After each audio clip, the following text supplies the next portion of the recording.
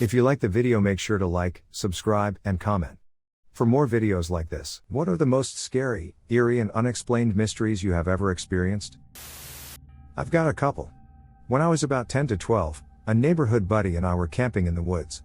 In reality, we were a couple acres behind his house in some forest that backed up to a state park, but that was about as close to camping as I was comfortable with. We had one of his family dogs with us, a beautiful and very protective mutt named Abby. She wasn't the type to startle easy. In the middle of the night we started hearing movement in the forest and Abby started growling and sniffing the air, probably a deer we assumed, until we unzipped one of the windows of the tent a bit to look outside and clearly saw a human figure in the moonlight. It seemed to be standing by a tree just watching us. We kinda spooked ourselves and decided to quietly get our shoes on and bolt back to his place and abandon the camp for the night. As soon as we opened the tent, Abby bolted at the figure, who ran off into the night. She eventually made it back by morning. The other one is much shorter, and a bit more strange. I grew up in the South and a lot of late summer/early fall nights it will cool off and get really super foggy. My maternal grandfather turned his old family farm into a subdivision where I grew up, so he knew the area well. We were always warned about deer when we started driving, because they were all over the damn place. I was around 17 to 18 and driving home one night in the fog, fast and invincible as teenagers are. My grandpa had died a couple years earlier, and I swear I heard him say "turn your brights on," more in my head than anything else. I was startled but did as I was told, and there was a group of deer crossing the road that I never would have seen otherwise. I didn't say anything about it to anyone. The next morning, outside my bedroom door, my mom had put a pack of those deer whistlers that you put on your front bumper to scare deer off. My mom had a dream where my grandpa told her to buy me some. That one still comes up in conversation 15 years later. When I was 6, my grandparents took me to this Christian youth revival type event. There were skits about resisting the devil, sing-alongs for Jesus, gymnastic exhibitions for Jesus, guys in karate gear breaking boards for Jesus, things like that. In between the acts the presenters would give small speeches about how important God is and how the devil's agents were among us, waiting to harm us. One thing stuck with me because it was really grim. He told of how Satanists were kidnapping people and eating them. Police just across the border had found a hell house, and in that house was a witch's cauldron filled with human body parts coming from a young man who had been taken right off the streets. The boy had been kidnapped, tortured, and murdered, then made into a stew that the Satanists ate to give them magic powers, the presenter told us kids. This was the summer of 1988. Years later, curious, I looked up the incident. A student named Mark Kilroy had, in fact, been kidnapped, tortured, murdered, and put in a cauldron by a cult leader and his followers in order to give them immunity from the police and other cartels. All the details fit, except that this happened in March of 1989, the year after the youth revival. How did the presenters know about the murder? Were they talking about another murder? Or did I end up in a Christian-themed time slip? I asked my grandmother about it. She said she had no idea what I was talking about and denied ever taking me to a youth revival. All these years I've never been able to explain it. New house, new town, new land. About 2 weeks into settling in, our dog goes missing. She's an old lab and neighbors warned us about dog nappers in the area, so we didn't take any chances. My dad goes looking towards the square, my mom stays at the house and I go into the forest that's in our property. It's about sundown, so I could only make out the shapes of the trees and anything around me. About 5 minutes of walking I hear the familiar sound of her dog collar jingles. I call for her and see her silhouette come rushing towards me, alarmingly fast. I keep calling her and once she was close I figured she must either excited or something spooked her in the woods. At the time I figured it must be hogs since those were common. Not taking any chances in a new place, I break into a run back to the gate that separated our backyard and the forest. I'm only a few feet ahead of her and the back patio of our house comes into view and I was already planning on immediately shutting the gate once we got through. Then I saw her at the patio. My dad already found our dog, she was at the town square the whole time. Without a second thought, I didn't even open the gate and jumped over that fucker and kept running. Whatever it was that I thought was our dog came to a halt against the fence. I didn't look back and just kept running until I got to the patio. When I finally looked back there was nothing there. When I explained this to my dad he said it was probably just some hogs. But I know I heard that jingling sound that comes from the dog tags and that creature looked exactly like my dog. To top it off, I never saw that thing again. But we did have some animals disappear if they were left out past sundown.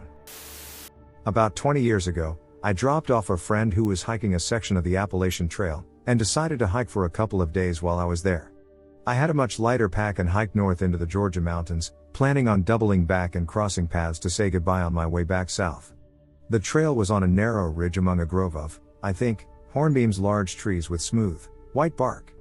The hill fell away rather steeply on both sides of the trail, but there was one little level area where a campfire ring had been placed, and enough room for a couple of small tents. I got my camp set up at dusk, which was late, it being summer. I stayed up with a small fire until about 10:30 p.m., and read by flashlight in my tent for maybe a half hour more. At around 3 a.m., I was awoken by what sounded like 1,000 small silver bells jingling.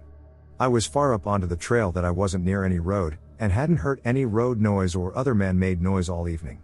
My heart was racing. I checked my watch and grabbed my camping knife in one hand and my hatchet in the other. The bells continued, sounding closer and farther, for about 20 minutes. I stayed awake, full of oh shit adrenaline until sunrise, maybe another 3 hours, straining my ears the whole time. Had planned on hiking more and camping one more night, but nope, got out of there. I don't remember this, but it gives me the creeps. When I was little, around 3, I had an imaginary friend that was a clown. All was well until one day I came inside crying to my mom and told her the clown was being mean to me. I was having some issues and the clown would come into my room and be mean to me. So to help me not be so freaked out, my mom made a no clowns allowed sign and taped it to the door. Things were okay after that. But one day, my mom was doing my hair and had her back to the bathtub. I looked at her and said, "Mom, he's right behind you." She said she was terrified and didn't turn around. I was terrified of clowns till she took me to a pre-show the circus had where they showed clowns putting their makeup on. So yeah. I had a best friend imaginary clown that turned evil. I used to be on a search and rescue patrol. We got a very strange call one night. A loud car crash in the middle of a rural area was reported by a nearby resident, but when emergency workers showed up, the victims were nowhere to be found. So we showed up to the scene, and at the end of a very long dirt road there was a 90-degree turn with an embankment. The car was clearly going at a very high speed, missed the 90-degree turn, hit the embankment, flew through the air, and the front of the car hit the ground so hard it gouged out a pretty sizable hole upon impact. The windshield showed 2 shattered impact zones where the passengers' heads hit, covered in blood and hair. There was more blood in and around the car. The scene was gruesome and didn't look like a survivable crash, especially given the mangled condition of the car. We expected to find bodies nearby. Police dogs, firefighters, and now an entire search and rescue party was not able to locate the victims after several hours. As night set in, it began to get more and more eerie. There was this horrible looking car crash but no bodies to be found. Finally, after about 3 hours of searching, there was a 911 call that came in, a report of a bloody dead body found in the bed of a parked pickup truck in a rural home's driveway a couple miles away. Apparently a family was coming home from a vacation, and when they pulled into their driveway, they noticed the body and immediately called 911. So 2 police units dispatched from the search to respond to the call. We all assumed this would be the end of the story. Well, the police showed up to the house and to everyone's surprise no body to be found. Somehow the body had vanished. There was blood but no sign of anything else. So a second search radius started from that house. We searched practically the whole night. Were called back the next morning and nobody ever found the bodies. We eventually called the search off. To this day I have no idea what happened. I had a cousin who was pretty normal and happy the first 8 years of her life. One day out of the blue she started getting really upset if she was ever outside bare the woods. Day or night it didn't matter. Eventually my aunt got her to tell her why. Apparently whenever she'd be near the woods or open area she'd see a huge black wolf just glaring at her, baring teeth. Eventually she said it started coming in her dreams and telling her it was going to kill her family. These were pretty dark things coming from a young kid's mouth. Then she started saying she'd see kids come open her door at night and stare at her. They'd shut the door and leave her in the pitch black until she'd pass put from fear. She said she saw the wolf's eyes glaring at her from the closet. Now I stayed at my cousin's house because me and her older brother were always hanging out. In her older brother's room there were tiny child-sized handprints on the ceiling above the bed. We assumed it was from my little cousin jumping on the bed and touching the ceiling, even though she wouldn't possibly be able to get that high. We tried painting over them but they'd show through every time. Super creepy. I never felt safe sleeping there anymore. Eventually my aunt got the church involved with my little cousin because she started saying the wolf was everywhere. At family gatherings, in the woods at my grandparents' house, up north at the cabins for our family vacation. The pastor came to their home and blessed the house to cleanse it of anything evil. Then one day it all just stopped. My cousin's in high school now and still scares the piss out of my adult self retelling these stories with new details I never knew. Crazy experience overall, but I'm glad she's better now and nothing ever followed me home. A few years ago I was hanging at my friend's house. We often would grab a pack of beer and chill on the porch until later in the night. Nothing weird ever happened, except this one time. I still get chills thinking about it, and it will for sure go forever unexplained. Anyway, we have quite a few raccoons around town, and it seemed a family must have lived around his house because we would see them around. One night, there was a slight dusting of snow on the ground, and we saw a raccoon come down a tree across the street and go into the business parking next to it. It looked a little too big to be a raccoon, and at that point we weren't wasted, but had enough drinks to be curious about it. My friend is a pretty large dude, not fat, just a big dude, so I felt safe enough with the both of us. We go across to the parking lot and see the tracks. They did look a little big, but not totally abnormal. There is a little covering of the walkway from one building to the next where the snow stops. But we notice around the back there is a little path in between the business and the fence of the house next door. The roof doesn't come over this part, so there was a little snow there too. This is the part that put chills down deep to our bones. We still don't like bringing it up. As we get closer we notice prints again. But they were not animal prints, they were tiny human footprints of the size of a 2-year-old I think. I don't really know kids' feet that well. We got the fuck out of there and ran back to the house. Can't remember if we called it a night after that. But nothing like it has ever happened to me before or since that event. It still gives me chills when I think about it, and I can barely talk to people about it. If anyone knows any paranormal creature this could describe, please let me know. I was about 9 or 10, I think. One night, I woke up cause I was hella thirsty. Went to the kitchen, had my water and came back to my bedroom. Thing is, as soon as I walked in, I felt the hairs on the back of my neck rise. I was feeling unwelcome in my own goddamn bedroom, so I just ran to my bed and did the "ol' monsters can't see me if the blanket is over me." I waited like that for a few minutes and suddenly, I shit you not, I felt somebody pushing down on my head. 2 times. I got out of bed as fast as I could, the blanket still over my head cause I was afraid to look. Slept in my sister's bedroom that night. To this day, I still don't know if it was actually real or if I imagined it, but I still get the creeps when thinking about it. I once saw a shadow figure try to crawl into bed with me. I was sleeping in the house's attic at the time, so it was extra dark and had the added spook factory of the vents behind the walls. For a while I wrote it off as sleep paralysis, but the thing that convinced me it wasn't was the fact that while I couldn't move my limbs, I was able to speak. It was hard and it took a lot of effort, but I did whisper "go away" to the figure. It paused, lifted its hand off my bed and then simply backed away. Then it turned to walk down the hallway. I even heard it step on the creaky spot in the floor. It had a very distinct sound that couldn't be mistaken for simple house settling creakiness. What made it creepier is the fact that my mother and grandfather both had their own stories from sleeping in the attic. My uncle slept up there for a while too, but all I ever got out of him was a chuckle and an "oh geez, did the aliens come for you too?" For context, my grandfather always described his experience as 6 tall thin guys trying to carry him down the hallway, and he told them to put him down, he ain't going nowhere, and so they did. My uncle was on a History Channel Ancient Aliens binge at the time, and the joke of a failed abduction stuck. I wouldn't say that I believe in anything specific, but I guess I'm open spiritually. Both my parents just say that I've always had a creative imagination. On my mom's side we're descendants from the Aztecs and some Indian tribe, and my grandma is convinced that because of it every other generation has strong spiritual connection, especially related to dreams and sleep. I don't know how much I believe her, but weird shit that I don't want has a way of finding me. I get sleep paralysis on a regular basis, big insomniac, and when I do sleep I go straight into REM sleep, so I could chalk it all up to that, or it could be connected, who knows. I've had a few really unsettling experiences with sleep that could be paranormal, especially since I was living in 2 100-plus-year-old Victorian houses right after another in San Francisco and Oakland since I was a baby to about when I was 14. Those are different stories though. One summer when I was maybe 13, I went to stay at my friend's house across the country in NC. I was getting terrible sleep paralysis about every night for weeks. My friend and I shared the same bed since we were really close, and she was a heavy sleeper, so my issues didn't usually keep her up too bad. Well, I remember one night I got the best sleep I had in a long time, like all the sleep I lost caught up and I was just out. After that night she kicked me out and I had to sleep on the couch the rest of my stay, and she told me some excuse that I didn't think much of at the time cause I assumed she just needed space since I jolt in my sleep too. My sleep paralysis and overall sleep habits got worse when I got back home again, and by the next summer I could kind of control it because I could feel the weird staticky body numbness come on before it happened. I don't know how else to describe it. I thought we would just go back to sleeping in the same bed, but she finally told me why we really stopped.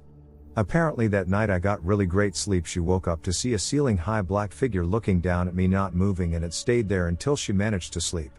She didn't want to tell me because she knew the sleep paralysis already kept me from sleeping most nights, and she didn't want to scare me. She refuses to sleep in the same room alone with me to this day, and I don't blame her. She's never gotten sleep paralysis or any sleep issues, and I've never hallucinated anything on sleep paralysis, or at all, other than feeling an unwanted presence, so it really chills me to the bone. I want to say I was around 13 to 14 at the time. It was late, and I was having a tough time falling asleep, tossing and turning. Suddenly I hear a sound coming from the kitchen, glass clinking against glass. I was confused because none of the lights were on in the hallway on the way to the kitchen, and I didn't hear or see anyone walk by my room. At first I just figure one of my parents went without turning the lights on, but after listening carefully I hear their snoring coming from their room. I also knew it couldn't be my sister because she was scared of the dark. So at this point I'm listening intently as I can still hear shuffling in the kitchen like someone is setting something down in the sink. After a little while I hear footsteps heading towards the bedrooms, slow and steady. I can hear as it changes from the tap sounds on tile to the distinct sound of stepping on a rug back to tile. Now I'm fucking scared, covers pulled up to just under my eyes, goosebumps all over, and heart racing. It's just on the other side of the wall heading towards my door. Then I hear the taps on the wall, like someone tapping with their nails, slowly getting closer to my door. By the time it gets to my door, I'm wide-eyed, and have them glued to the entrance of my room.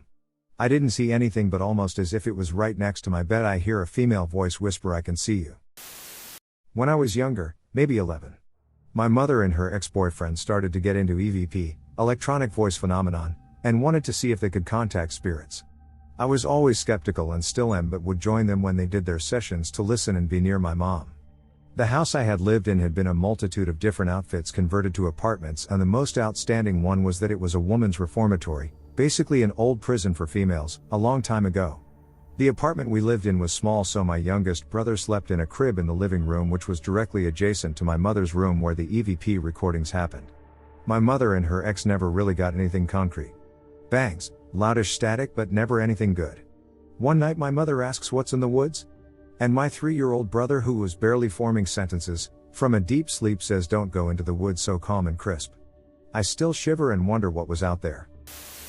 I rented an old farmhouse for a few months. My ex-girlfriend's dad was baling hay one day and saw an old woman staring at him from the second story in the middle of the afternoon. There were no other occupants in the house at the time. He was a burly, tough farmer guy, and he was freaked out quite a bit. I was surprised he would admit he was scared out of his mind. Fast forward a little, turns out one of my family relatives had built the house and lived there. They had a mongoloid son or something and had him locked in the shed. He wasn't allowed in the house. My mother and my 3 aunts had visited and stayed the night there for some reason in the 60s when they were little girls. It was just a coincidence when I had told her where I was living at the time. My mother still remembers how awkward it was. My girlfriend at the time had slept upstairs in one of the bedrooms while I was out of town. She claimed to see an old woman in the middle of the night looking out the window opposite the bed at the meadow. She slowly turned around and stared at her. Then she ran out screaming in the middle of the night in January. She refused to stay there anymore and moved out the next day. I slept a bunch of nights there and never saw anything odd, but the farmhouse is still there. My sister lived there briefly afterward. She lasted maybe a month before she said fuck this and left after hearing odd noises and random cold breezes in the house in July. It's hot in Missouri in July. Weird experience. I lived in the country, think Amish, and my neighborhood only had 8 houses. We all knew each other but mostly stayed private. Anyway, I was about 13 and after getting home from school would head to my bedroom to play video games and do homework until my mom would come home. I have to have a door shut whenever I am in a room. I feel like I am being watched and it makes me very uneasy to leave doors open. Quite often my bedroom door would just slowly open. It clicked shut and you had to actually pull to open, but yet it would just swing open like nothing. I also heard my mom call my name frequently, except it was just me. My mom was still at work and I could hear her calling me crystal clear. I often would hear people talking downstairs, again, while my mom was at work. The one day I heard our sliding glass door shatter. I ran to my parents' room and grabbed the shotgun my mom kept next to the bed, It was just me and her, and I was a very responsible kid who knew not to fuck with guns, also country living y'all.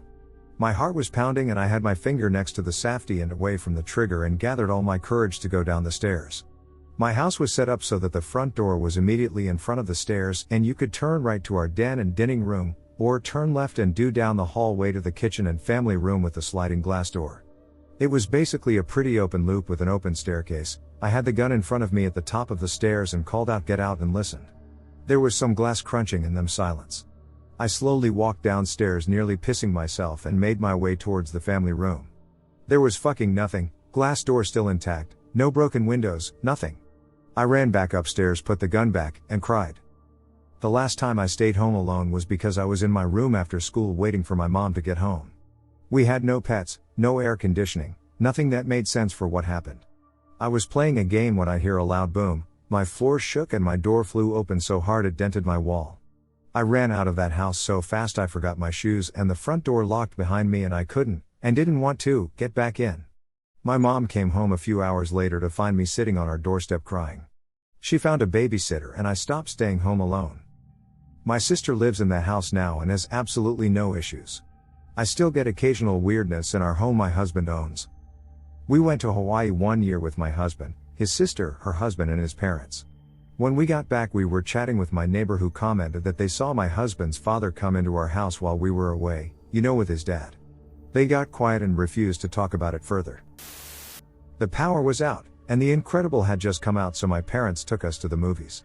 We came in the door coming home, and I remember my dad was joking about what superheroes we would be. I was Wine Boy and my lanky sister was Stretchy, of course, when we heard a little girl laugh from inside.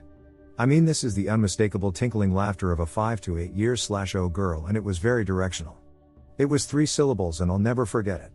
We all went silent and my dad pushed my mom and the 3 of us kids slowly back out onto the porch without saying a word. He whispered wait and went back into the house with the puppy flashlight we left by the kitchen/porch door. He didn't find anything, but funny enough he acts like it never happened. My mother and older sis would tell the exact same story I just did. The house is isolated from neighbors by several acres. We still don't have a clue what it was.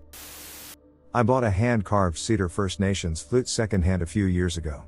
Was traveling around the Gulf Islands on the coast of BC and brought the flute along with me. I had only bought it a week or 2 prior, so was still learning the different notes and how to properly play the instrument. The host of the farm I was staying at had a friend over who was skilled in playing a variety of instruments, so I asked him to give it a go and see what he thought. It was around 1 or 2 in the morning at the time, and we were sitting in the living room of an old cabin surrounded by forest, with other cabins scattered throughout the forest but far enough that the night was silent. When I passed the flute to the musician, he took a few moments to admire the details in the carvings and asked where I got it. After I told him, he began to try a few notes out. After about a minute of playing, he stopped and looked it over again. When he put it to his lips again, he played 2 different notes, long and clear. He paused after playing the notes and the room was filled with silence again. From what sounded like the distant forest, all 3 of us heard the exact same 2 notes repeated in length and tone. No one said a word, and we all kind of looked at each other with a silent acknowledgement of what was happening. He put the flute to his lips again and played a single note but higher pitched. After pausing for a moment, we heard the note repeated again. This happened once more with 2 different notes, and at that time the host was pacing the kitchen. He noticed the notes were somehow coming from the dishwasher, in a frequency that sounded alien to the machine's usual sounds. An odd and anticlimactic ending, but all 3 of us agreed afterwards that it was more than a coincidence. Still can't think of a logical explanation and don't see the need for one. I've lived in houses growing up that were blatantly haunted and have had quite a few terrifying experiences that cemented my belief of the supernatural over time. The house that this story took place in was built in the early 1900s and is known in the community for having a spiritual presence. Also, all 3 of us were sober that night. Actually, this just happened to me a couple weeks ago. I was home alone. My mom works about half an hour away and texted me around 3 p.m. that she was on her way home. I had just finished working out and decided to take a shower. Side note, I have a fairly big dog who is super sweet, but she does bark at people whenever they're walking in the street or walking up to my house. She also gets really excited whenever anybody comes home because she's adorable, and you can definitely hear her. Anyway, about 10 minutes later, I heard the back door close. I thought it was odd, but I was like whatever, maybe my mom's text sent late or something. I also found it strange that my dog hadn't made any noise either. I finished up showering, walked down the hall, and heard a strange whirring noise from the basement. My dog was totally passed out on the couch. I opened the door reluctantly, and found that all of the lights were off. Clutching my towel to me, I turned on the stair light and made my way down. I then turned on the light to the main room to see a toy car that hasn't been touched in forever driving in circles around the room. Thing is, it's a remote-controlled car. It's been kept on a shelf for at least 10 years. I snatched the car and sprinted upstairs to throw it TF away, and after I'd closed the door and chucked the thing into the garbage can, I distinctly heard the sound of a woman laughing. My mom got home a little later to me still freaking out. We went downstairs and checked the whole basement, but no one was there, and all doors and windows were still locked. I couldn't find the remote control for the car. Late that night, while my parents were fast asleep and snoring, I heard my dog growling, which is quite uncharacteristic of her. I convinced myself that maybe she needed to go out, but when I mustered the courage to leave my room, I saw my dog sitting calmly in front of the basement door, still growling softly. So one time I decided to go stay at my friend's house for the night. It was pretty cool. We got stoned all night and munched out. I was really tired, so I take a nap in her grandpa's room, and it was really comfy and slept like a baby. I wake up in the middle of the night to get a drink of water, couldn't fall back asleep, so I just lay there for a bit. I get up to use the bathroom, and I don't know why, but I decide to look out the window, and that's when I fucking see it. A man in all black, with his hood up, just standing 4 feet away from the house. I couldn't see his face because of the lamp outside was casting a shade, but I was fucking tripped out and had to look twice to check if what I was seeing was really there. It was. I go wake my friend up and tell her what I see, and she just tells me to go to bed. I look out another window and he's still there. I tell them, and her boyfriend says to just go back to sleep because whatever is outside is nothing I should worry about. What the fuck? There's a man standing outside and they don't care. I sleep with them because no fucking way am I sleeping alone in that house. This is one of the most creepiest things that has happened to me, and I still can't explain it. When we were younger, my friends and I used to sneak into a cemetery called Bachelor's Grove. Look it up, once of the most haunted in the world. Being bored high schoolers, we thought we were badasses and nothing scared us. I'm telling you, you don't know what fear is until you walk into that place. I mean, your hair is on end half a mile before you get to the entrance. It's bizarre, like an overwhelming feeling of dread. One time we were there, I heard a little girl screaming in the distance. Mind you, it's 11:30 p.m. and no houses for about a mile. Another time there were pentagrams drawn into the ground. Yeah, a lot of evil over there. Check it out sometime if you're ever in SW Chicago. Also, a buddy told me a story about an old nightclub in Chicago in the 90s/00s called Excalibur. At the end of the night they had been watching the tapes, and right there in the middle of the dance floor, a night packed to the core, were 2 little girls in old-fashioned clothes playing jump rope.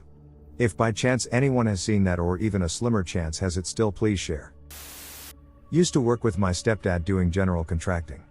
We did a big variety of projects: drywall/painting, roofing, flooring, and some small plumbing or appliance installation projects. We were working at a private middle school that remodeled a wing of their campus, and it was our last day, so all we really had to do was general cleanup and some finishing touches. We just finished painting some drywall patches we made in the teacher's restroom the day before, so now we could finally put the electric hand dryer back on the wall and wire it up. I was in the hallway outside of the restroom when my stepdad told me he was going to the hardware store to get some self-tapping screws, and that he'd be back soon. At this point it was just me, as they turned off the power for the entire wing and no students and teachers were allowed around the construction, and my stepdad and I were the only workers on this job today. As I was touching up some spots with paint, I heard a really short scraping noise, almost like a metal toolbox across concrete.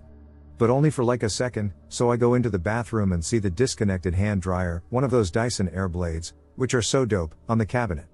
I could have sworn I didn't leave it there, but it was a long week, so whatever.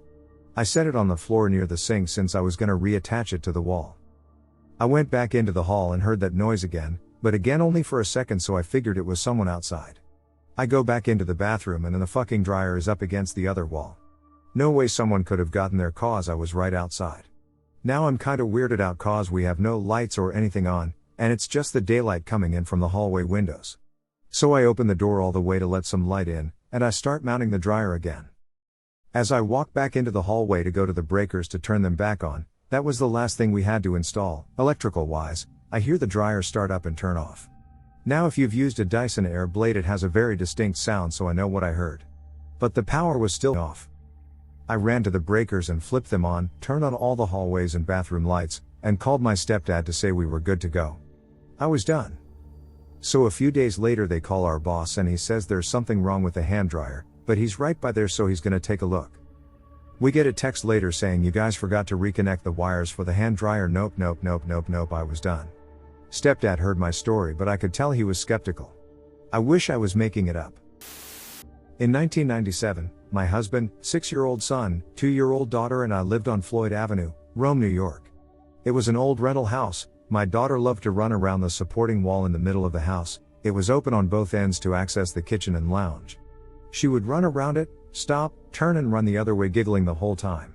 It kept her and us entertained just watching her chase herself and have so much fun. One night we were all in bed. Me being a light sleeper, I heard my little girl, who must have snuck out of her little bed in the middle of the night, giggling and toddling around the wall. I got up to put my cheeky little girl back in bed. I didn't turn lights on as everyone was sleeping and the moonlight was enough to see my way. As I approached the rooms with the wall, she was toddling on the other side. I playfully whispered, "I'm gonna get you, my little monkey." She stopped in her tracks, so I peeked around the wall to grab her before she took off again. She wasn't there. I thought there's no way she snuck around the other side to where the back of me was stood crouched, so I spun around only to see her 30 feet down the hallway fast asleep in her bed. I checked both kids, both were sleeping deeply. Freaked out, I returned to bed, woke my husband and told him. As I explained what just happened, his eyes got big and he said that's who she's been chasing. After a sleepless night we packed up and moved the next day. Never found out who she was playing with and she was too young to remember. I had cancer as a child and lost my eye to a rare infection. I had to have a bone marrow transplant to cure it as the infection began feeding of the chemo. I spent a lot of time where suffering and death flourished. I had seen them before when I was younger. People don't see them unless they want to be seen. They are the uneasy feeling you get when you're alone, the things you see out of the corner of your eye. Shadow people. I've seen them 4 times in my life. The first when I was under the age of 8. We were living in a small 2-bedroom house and the head of my bed gave me a clear view down the hall. I woke up feeling like I was being watched. I rolled over and there it was, a feminine form in the doorway. It was the color of that weird darkness you get when you rub your eyes a bit too long, kinds of a dim flashing/strobe. I couldn't look directly at her, neither could I any of the others I saw. It was like looking at star in the night sky. You have to look to the side of the star to see the full light of it. If you look directly it kind of fades away. I thought it might be my mom so I called out for her, but it just stood, watching. I watched it for a few minutes and it turned and walked away. I didn't see another one again for several years. I was at my grandparents' house in a room I hadn't started in before. I stayed up reading a children's Bible story book and sent to bed a bit later. I had the same feeling as before, there was someone in the room with me. I was about 11 to 12 at the time. I wasn't afraid of the dark, but I'll be damned if I wasn't scared of it that night. I checked the closet, the windows outside, even under the bed. Several times at that. I couldn't shake the feeling. I laid back down and there they were, 2 very large silhouettes standing at either end of the bed. They had the same color/effect as before, just darker. I could see through them, but it was like everything was shaded behind them. Part of the dresser was darkened by the lack of light, the rest was even darker because of them. I was petrified by fear. I started praying, but they weren't shaken by the words. They seemed to feed off my fear as they kept growing larger. They even grew larger than the room itself, as if the physical weren't an obstacle. I kept praying and eventually I feel this warming sensation throughout my body, like someone poured warm honey in my chest. I then felt instantly asleep. The 3rd time was when I was in the ICU. My grandma wanted to come over and pray over me and I wasn't too thrilled to entertain guests while in my deathbed. She came anyway and they all laid hands on me. I closed my eye and saw the outline of the door leading into the room.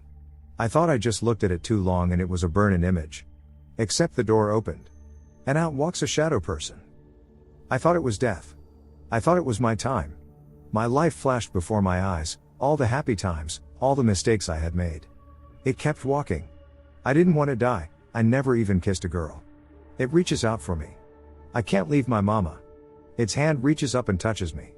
I physically feel it. The prayer is over. We say amen. I open my eye and close it but it's not here. The door is gone. I ask if someone touched me and my grandma says she did. I woke the next day knowing I would survive. It wasn't a question of maybe, it was as solid a fact as the sky being blue. The last time was the day they removed the eye. I realized as my nurses were prepping me for transport that they were back. There were at least 6 shadow people surrounding my bed. No one could see them but me. This time, They felt like they were there for a good reason, not the fearsome sights I had seen years before. I began to notice a different silhouette in the room, a bright, white one. It sat in the chair to my left, but it wouldn't let me see it completely like the others did. I could just make out an outline along with legs from the knee down.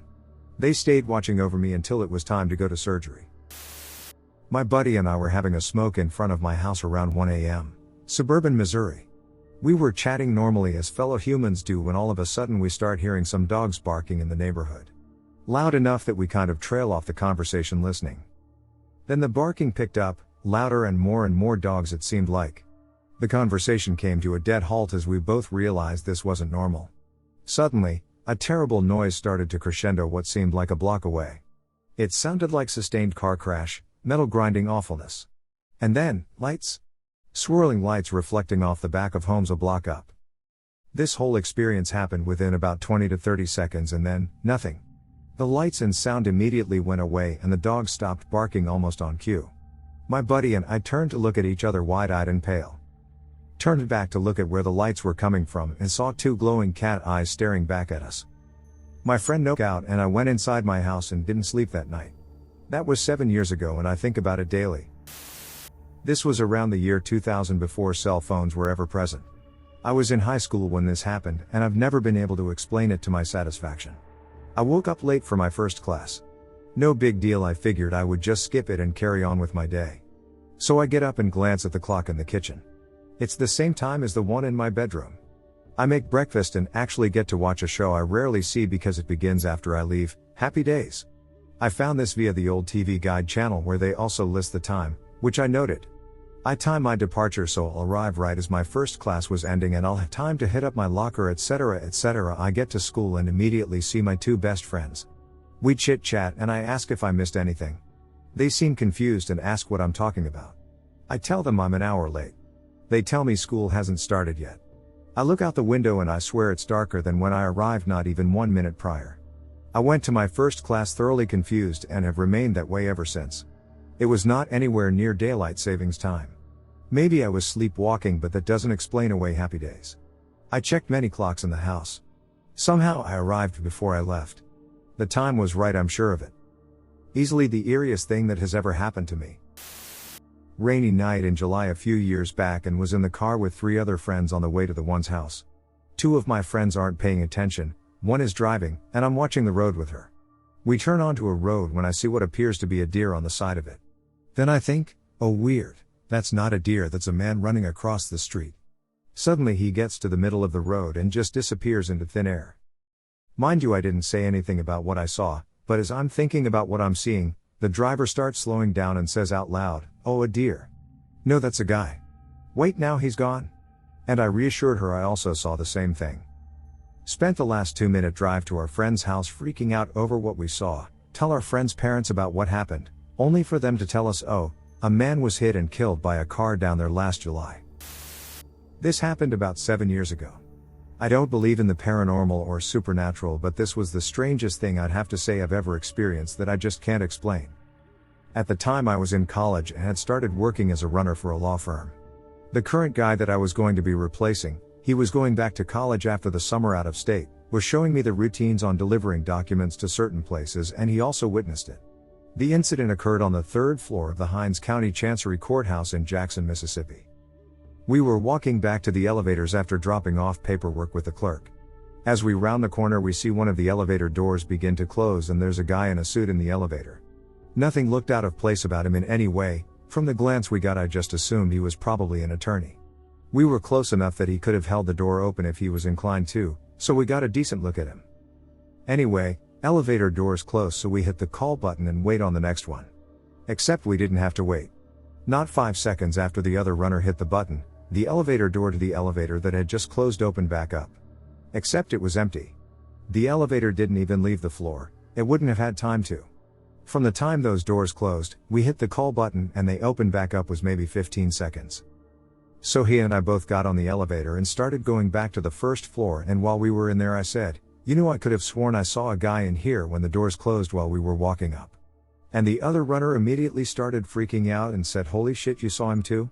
Apparently we both thought we had to have been imagining it at first, but we started describing him and we definitely saw the same person. I have no answer, and as far as I'm aware the courthouse doesn't have a reputation for being haunted or anything. In the following 3 years I worked at that firm. I rode those elevators in the Chancery Court over 100 times and never had anything strange like that happen again. And this was the only thing I've ever had happen in my life that I would consider possibly in the realm of supernatural. Otherwise I have no explanation for what happened. And someone else saw it too, so I know I wasn't just imagining it. I was driving home from work very late, around 3 in the morning, on an empty freeway. All of a sudden a car came up out of nowhere, right behind me, so that their lights were right in my mirrors blinding me. I kept speeding up to get the lights out of my eyes and put some distance between us, but he kept speeding up almost immediately. Finally I reached up to adjust my rear view mirror and suddenly the light disappeared from all my mirrors at once. I look in all 3 mirrors, turned all the way around in my seat to look, but the car was gone.